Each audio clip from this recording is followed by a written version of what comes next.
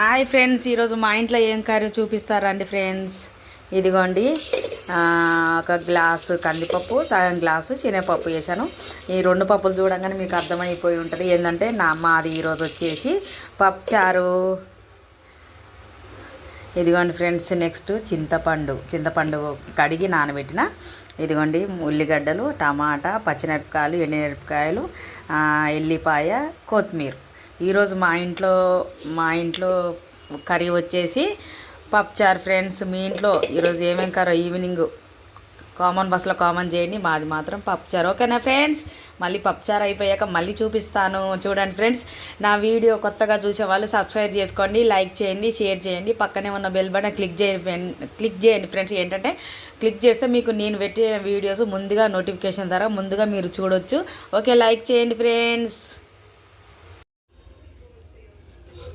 ఇదిగోండి ఫ్రెండ్స్, మా సాంబారు రెడీ అయిపోయింది. చూడండి, పప్పుచారు రెడీ ఎలా ఉందండి, చూస్తుంటేనే తినాలనిపించేటట్టుగా ఉంది. సాంబార్ కాదు పప్పుచారు అనాలి మనం, ఎందుకంటే మనం తెలంగాణ ఉన్నాం కాబట్టి పప్పుచారు మాది. ఇదిగోండి ఎలా ఉంది చూడండి. ఈ పప్పుచారు అంచుకు ఏంటి అని అనుకుంటున్నారా? ఇదిగోండి దొండకాయ పచ్చడి, ఇదిగోండి ఎగ్ కర్రీ. ఇప్పుడు ఈరోజు నైట్కి ఇవన్నీ అవగొట్టేసాలి. పప్పుచారు మాత్రం మిలిగితే ఉంటుంది, ఎందుకంటే ఇవి అవగొట్టేస్తే పప్పుచారు ఫ్రెష్గా ఉంటుంది. ఓకే ఫ్రెండ్స్, మా సాంబార్ చూసారుగా, పప్పుచారు ఎలా ఉందో చూసారుగా. లైక్ చేయండి, కొత్త వాళ్ళైతే సబ్స్క్రైబ్ చేసుకోండి, షేర్ చేయండి, పక్కనే ఉన్న బెల్ బటన్ క్లిక్ చేయండి.